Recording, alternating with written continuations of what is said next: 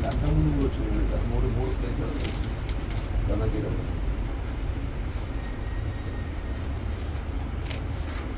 Sir 150 అంతకుముందు 120 60 ఇవి lot number ఇవి ఉన్నాయి మళ్ళీ ప్లస్ ఇది లాట్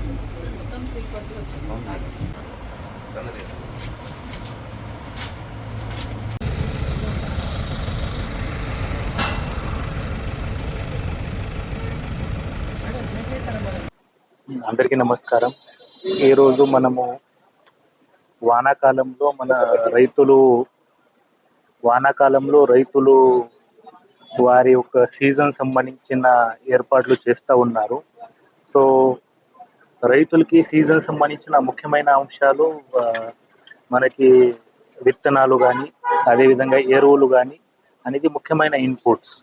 సో ఆ ఇన్పుట్ సంబంధించిన ఇది నాణ్యమైన విత్తనాలు అదేవిధంగా ఎరువులు రైతులకు సకాలంగా అందించడానికి మనకి ముఖ్యమైన ప్రయత్నం అనేది చేయాల్సి వస్తుంది. సో దీంట్లో భాగంగా మనము మన జిల్లాలో ప్రత్యేకించి మనము వ్యవసాయ శాఖ అధికారుల ద్వారా అదేవిధంగా మనకి విత్తనాలు సంబంధించిన రైతులకి నాణ్యమైన విత్తనాలు అందించే విధంగా ఎక్కడైనా స్ప్యూరియస్ సీడ్ లేకుండా చూడడానికి ప్రత్యేకించి మన జిల్లా స్థాయిలో పోలీస్ అధికారులతో పాటు మన వ్యవసాయ శాఖ అధికారులతో 4 బృందాలు ఏర్పాటు చేయడం జరిగింది.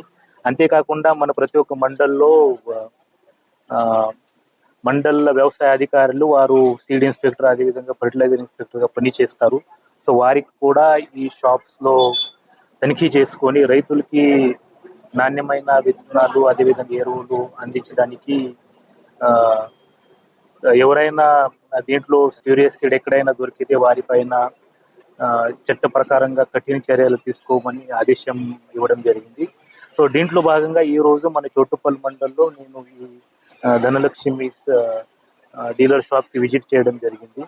సో ఇక్కడ మనం చూసినట్లయితే మనకి ముఖ్యంగా నారాయణపూర్ మండలంలో మనము క్రాపింగ్ ప్యాటర్న్ చూసినట్లయితే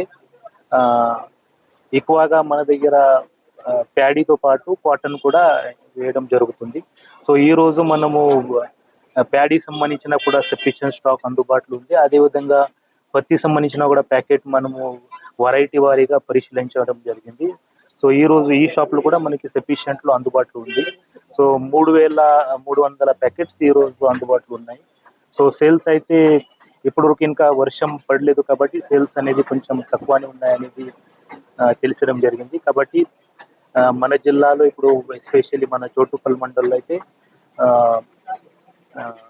విత్తనాలు కానీ ఎరువులు కానీ సఫిషియెంట్ గా రైతులకి సరిపడే విధంగా అందుబాటులో ఉన్నాయి.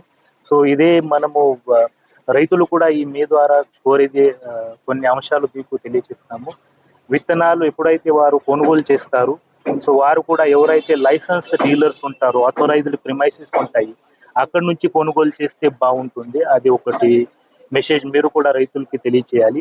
రెండో అంశం ఏంటంటే రైతులు ఎక్కడైనా విత్తనాలు కొనుగోలు చేసినా ఎరువులు కొనుగోలు చేసినా వారు తప్పకుండా రసీద్ అనేది తీసుకోవాలి.